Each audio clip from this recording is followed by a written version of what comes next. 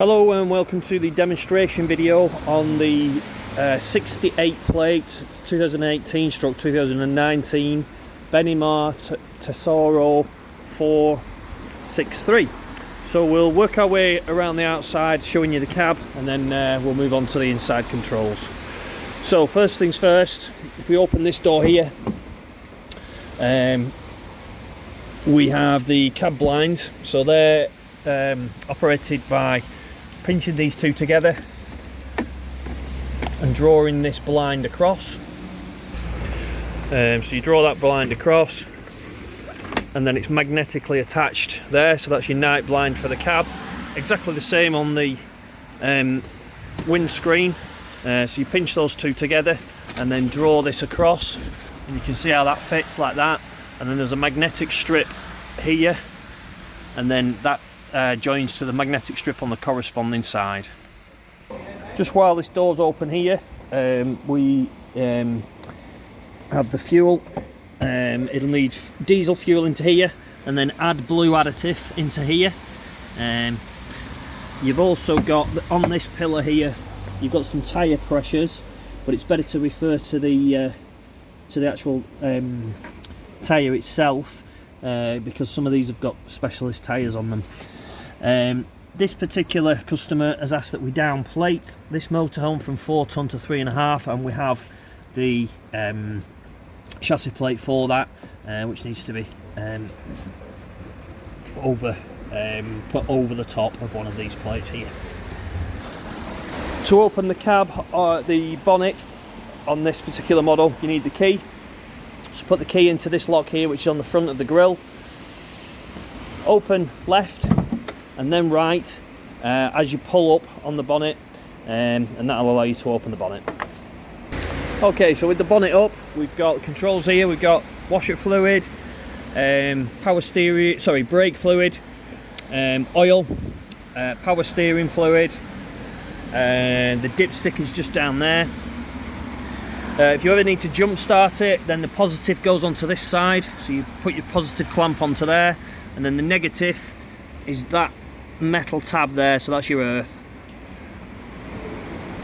So as we're working our way around the vehicle then, this model has an external gas supply if you want to barbecue outside or a heater outside. There's a little fitting that goes into that. We sell those in the shop. There's also an external shower point that you can plug into there with a hose, so that's where the hose comes out of. This here is the vent for the boiler. When the boiler is operational on gas particularly, you'll get steam rising from this, so that's where the boiler vents. So that's the boiler for the hot water and the heating. As we work our way around then towards the back of the motorhome, we've got vents here for the fridge. The fridge will draw cool air in at the bottom and expel it at the top. In the motorhome we have covers for that, winter covers that will stop drafts coming through those vents. So that's what those vents are on the outside. The next one along here is the toilet cassette. So when the toilet is full, there's a warning on the actual toilet itself to tell you that it's full. In order to empty that, you lift that tab up there and then slide out this cassette, which would then be full of toilet waste. So what you then do is take that nozzle off, unscrew the cap on the end, pour the waste away, turn it upside down like that and pour the waste away out of that end. As you're doing so, press this button in here. It lets air in as liquid is coming out. This will require a chemical putting into this. So if you slide this back here and then slide that nozzle like that, put the chemical into here and then a little bit of water into the bottom, and then the toilet's ready to use again. The chemical is used to break down all the solids and get rid of any nasty smells. So in order to get the cassette back into the motorhome, close that valve, push that back, close the nozzle, and then you can just simply slide this back into its position. It won't go back in unless that is straight, and you won't get it back out unless the nozzle is closed on the inside. Next cabinet along is just a locker, so you've just got storage in there. This bag here contains the instruction manuals, etc. So the next cabinet along then is the garage, the storage area. So that's open, and you've got access both sides to that. You've got a spare wheel here, and there's a toolkit over in the far corner. We've got carpets, insulating thermal screens for the windscreen and side screen, and the ladders for the beds are housed in here as well. This model has been fitted with an awning, and to wind out the awning, there's a winder that goes into that little hook. There's a hook that goes into that little key there, and the winder for that is this here. As you can see, that's got a hook on the end, and then that just sits into that, and then you wind the awning out using this handle here. There is a separate video for that on our website showing you how to wind the awning out. So just around the other side of the motorhome now. This is just the other side of the garage. Just with these door clasps, close the door, then you've actually got to push those in and then lock with the key. Just under here is the waste water outlet. So when everything that goes down the sink and down the shower ends up in a tank that's underneath the motorhome, this is where you would empty that. Okay, so as we're just underneath the motorhome here, that's the pipe, that's where the waste comes out of. This handle here, if you pull that towards the outer skirt of the motorhome, that releases all the water out of the waste tank, which is just there. Okay, so the next locker along is the gas locker. This is where the 2 gas bottles are situated, or would be situated once they're put in. These straps obviously hold the bottles in position. The bottles, when they sit in this area here, they've got a tap on top of the bottle, and then that is cuts off the supply to the motorhome. I'm going to get you a flexible hose that will come off the gas bottle and go directly into this, which is the regulator, the pressure regulator. So that regulates the pressure, high pressure gas that's coming out of the bottle, and then that supplies the motorhome with gas at the correct pressure. So that's where the 2 gas bottles sit. This is the fill for the water. So filling with water, you just use a hose pipe directly into that, and then that fills the freshwater tank, which is inside. It's underneath the dinette, the forward facing dinette where the passengers would sit. So that's where the tank is housed. In order to empty that, and if you're leaving water in this, in any of the tanks, whether it be the waste tank which is there or the fresh tank here, if you leave water in there in cold conditions and it freezes, it can expand and crack the tank and all the pipe work. So it's very important that if you're leaving water in here without the heating on inside the motorhome, that you get all the water out of it. For winter, if the heating isn't on, then all the water must come out. So the drain for that is just housed underneath the motorhome, and just there you can probably see there was a green cap that unscrews, and that's how you drain the fresh water from the freshwater tank. There is a cap for this water hose. It just screws on like you would a fuel filler. The next thing along on the outside of the motorhome then is the power supply inlet. So this is where the mains power would come in. So it needs a cable like this one that comes in, and then to release it out of its position, you push that little lever down, slide this out. So when you're pushing this in, you lift the little lid on it, and then that sits into the groove there, and you just push that home, and then that's how the mains supply comes into the vehicle. Okay, so we're in the motorhome now. It's a bit quieter. I'll show you the main controls and the main things that need to be done. So this is the main control panel here. To switch everything on, it's that button there. So you can see I've done that. The control panel lights up. Your 12 volt, that needs to be switched on in order for your leisure battery to stay charged. That switches the charger on. That's the water pump. So what that does is it pumps the water from the freshwater tank, which I'll show you in a second, through all the pipe work, and then it ends up coming out of your tap. You won't get any water coming through your tap without that switched on. So what you need to do is fill up the water tank where I showed you how to do that, make sure that that's full, and then come to your tap, and this is what's called purging the system. You need to then switch on the cold water tap, so that way for cold, switch it on and wait until you get this pure flow of water coming out of your tap. If it splutters and splurts, it means that the air is being pushed out of the pipes, you know, like your water's been switched off at home. And you need to do, more importantly, that for the hot side, and wait until you get this pure flow of water coming out of the tap, and then you know that the boiler, the hot water boiler, is filled and all the pipe work has been purged of air and is full of water. Okay, so the freshwater tank is housed underneath this forward facing seat that I told you about. So if you take the cushions off, that's where the fresh water is. So that's the freshwater tank there. So that's what's being filled when you fill it from the outside.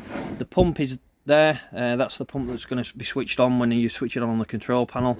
So you can see that that's going to pump the water through all this pipe work here, and eventually out of your sink. So unless that has been purged full of air, then you're not going to get and you won't get any water coming out of your tap. When there's a passenger on this forward facing seat with the seat belts, that little section there folds down so that the passenger's legs can sit down there.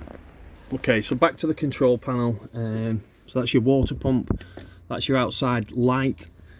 This one here tells you about your battery condition for the habitation battery, your leisure battery. This one is for your cab battery. So you can see this level indicator here, and it's indicating that you've got your cab battery. This is your fresh water, so it's actually full. It's indicating that it's full there. The freshwater tank is full. If your wastewater tank becomes full, then this light illuminates here to tell you that it's full. You'll know that it's full because the shower, nothing will drain down the shower, but it's the lowest point of waste. This button here, you can change the brightness of the control panel. If it's distracting you while you're asleep, you can change the brightness of that control panel. So they're the main controls on the main control panel. This is the heating controls here. So switch that on by pressing the wheel on the inside there. Then you can scroll through these different functions here. Can you see how one's flashing? Okay, so the first one is your temperature control. So you press that and scroll your wheel around here like that, and that changes your temperature. So let's say you wanted 22 degrees, and then to select that, press the button again. Then if you scroll over to this one here, that's your water temperature. So if you select that by pressing in the button again, the moment it's off, if we scroll through, you've got eco at 40 degrees, hot at 60 degrees, boost. I wouldn't use the boost function. All it does is it takes the power away from your heating, so just leave it on hot. Press the button again. We then can select the power source, whether it be gas. 1 second. Okay, so back to the power source.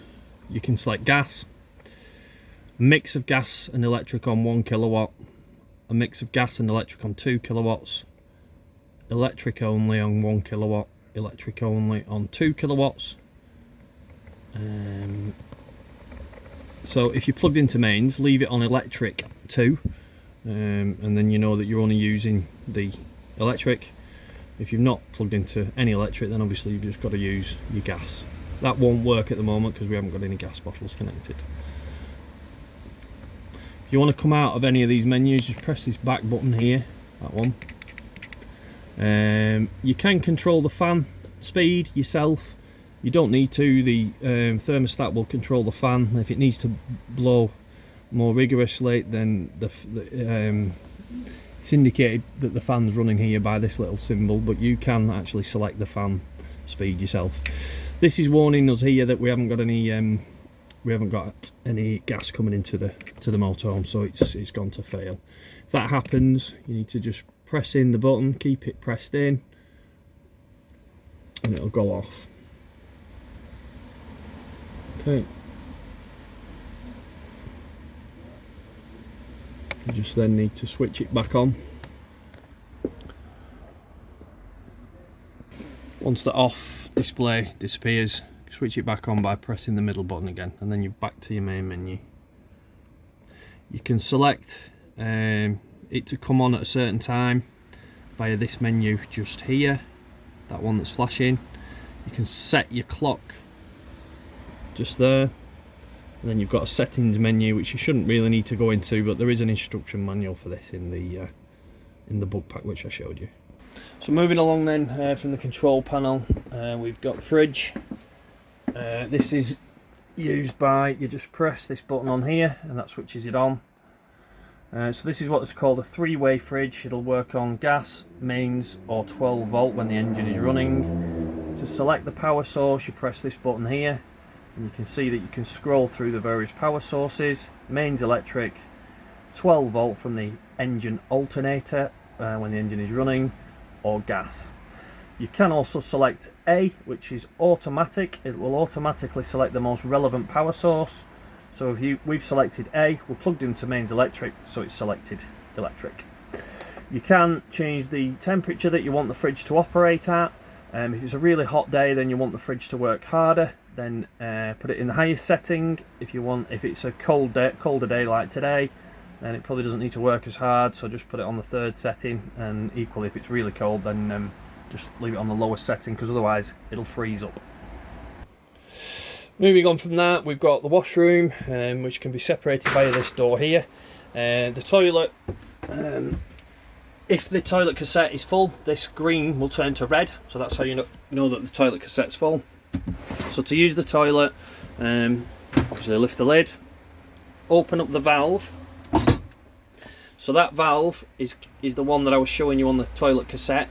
So it's like the black blade that comes across and closes off the toilet.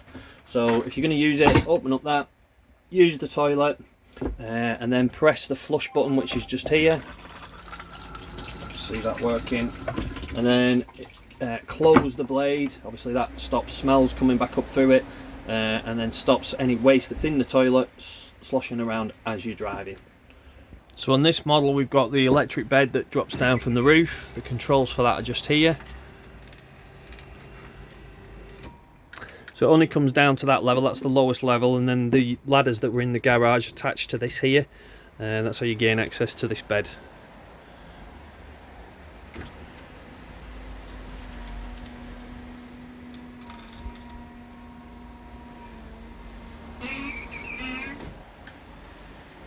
So the table in the dinette area on here has got various settings. There's a lever there that allows the table to move to and fro that way, and then these levers here, these screw tight or not to be able to slide the table that way. So it's a leaf table, as you can see, that folds over like that, to sit onto that support there to give you a bigger table. If you've got these seats swivel round, then obviously you need a bigger table to accommodate everybody that's sitting around the table. To swivel the seats on this model, there's a little catch just underneath the, it's just there, and that allows you to then, if you pull that towards the front of the vehicle, it releases a catch and allow you to swivel the seats around. Okay, so this side facing seat, underneath it with the cushion off, there's some controls under here that need to be discussed. So under here we've got the charger unit, working from left to right. You'll see that little red switch on the front, you'll probably hear it whirring. That's your charger unit. You've got a bank of 12 volt fuses there, so if any of your 12 volt appliances fail, that would be your first port of call. The next one along is your mains circuit breaker, like a domestic circuit breaker at home. Probably can't see that too well. It's got the trip switches on it there, the mains trip switches. Under here as well, this big black unit, that's the boiler. So what that does is the heating of the water and the motorhome. So that those controls that I was showing you above the door up there, that's what this is. Those controls control this unit here. There's a valve just here that is thermostatic. If it senses that the temperature is dropping and the boiler isn't switched on, it's a safety valve to drop all the water out of this boiler to protect it from freezing water inside it. So if you ever see this and it's in that direction, the water is draining out, you can probably hear it. So if I stop that, the pump's trying to repressurize. So that's in the usable closed position, and that's how it must look when you're using the boiler. There's also a very small button on the front. If I just open that up, you can see that's popped out. So close it and then push that button in, and that closes the drain valve for the boiler. If you're going to leave the motorhome over winter without well, you need to drain it. You need to drain all the water out of that boiler, because if water's left in there and it freezes, it'll crack the boiler, and then obviously you need to replace the boiler. Also, it's to get all the excess water out of all of these pipe work sections here, so it drains all the water out of those pipes as well. So if you drain that valve, open the valve up, and then let your pump run, it'll also push all the excess water out to protect from freezing. So that concludes the walk around and control video on the new motorhome. Look forward to seeing you on the day that you collect it. If you've got any specific questions that you want me to answer in the meantime, I'll be happy to do so. If not, we look forward to seeing you on the day you collect your new Benimar motorhome.